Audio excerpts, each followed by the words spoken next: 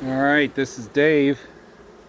If you saw my other short video where I lost a hive due to starvation, this is what a hive that hasn't starved, that's sitting literally right next to it, looks like. Now I will say this hive did not have as many bees in it as that other one did last fall when we put them to bed, but it is doing quite well right now. So what I'm going to show you real quick, first of all, so that's capped honey from last year. That's still what they have left over.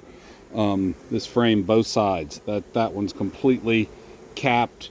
The whole frame is full, front and back. And then I want to show you this frame because it's crazy. Today is March 12th, and nope, was it not this frame? Ah, shoot. I had a frame in there where I could see where they'd already collected nectar. There. I don't know if you can see that glistening. So those are open cells right there. And I don't know if you can see where it's glistening, but they've actually started putting a little bit of nectar away. This capped honey, again, this real dark capped honey, that's all from last year.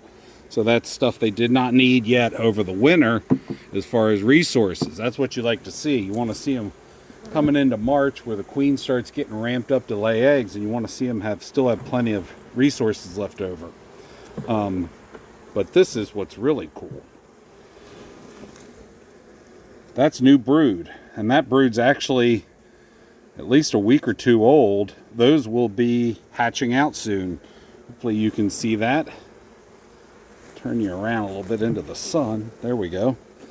You have to be very careful with this. I know that I'm showing you the frames of honey. However, a hive can quickly. Oh, that one. See, they've got some glistening there too. They're finding nectar somewhere, which is crazy. It's hasn't been that long. Most likely it's from trees, maples, or I have a magnolia that they seem to like this time of year.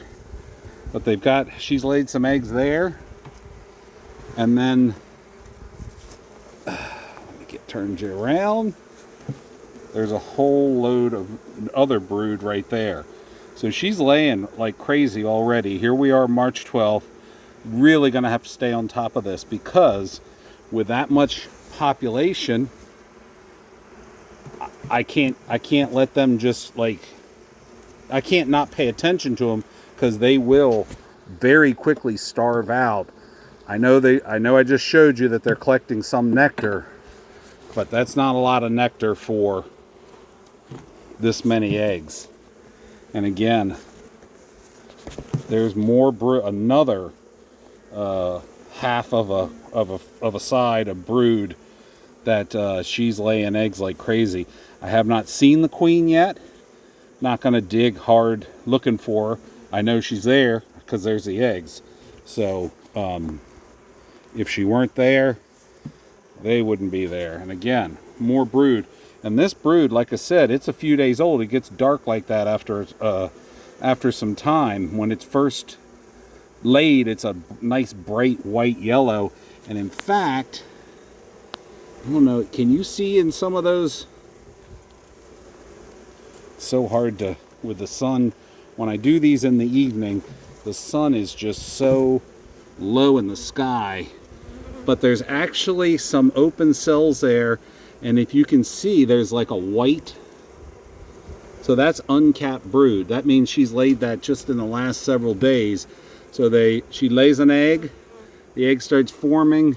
The hive bees, the ones that, the brood bees, the nurse bees that take care of the brood, you might be able to see those right there on the edge.